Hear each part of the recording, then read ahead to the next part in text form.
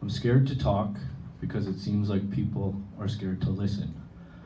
People are all around me, but my condition makes me feel like I'm in solitary in my own prison.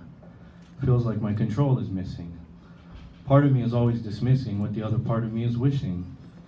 Feeling confused with so many feelings fused, I feel tortured and abused by my own mind. So I find that being intoxicated and self-medicated is the only way the pain is alleviated, and I still feel somewhat related to the world.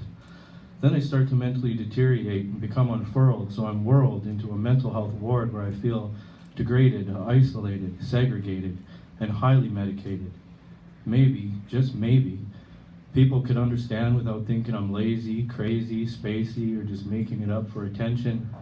I have a chronic case of depression. I'm always stressing and full of tension, not to mention aggression. I never asked to be like this, need I mention? I'm open, honest, and brutally self-conscious. By that I mean I have low self-esteem, self-deceit, self-pity, self-doubt, and self-hate, often, if not always.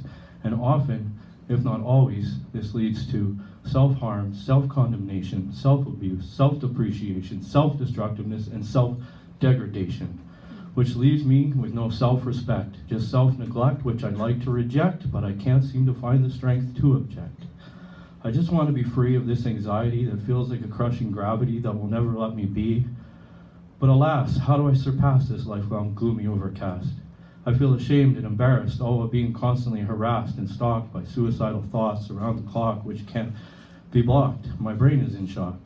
My foundation is rocked. And this needs to be talked about. Or without a doubt, these stigmas and feelings will last forever. We are birds of a feather, and no matter the weather, we need to stick together and talk about mental health and share the wealth, which is knowledge. This is a topic we must acknowledge.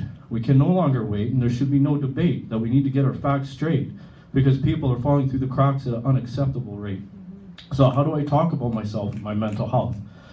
Listen to my words rather than a book on the shelf.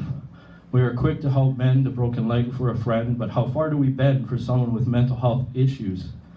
I hope this wasn't an opportunity to educate that I didn't misuse. To all the people that have lost this battle, we miss you. Thank you.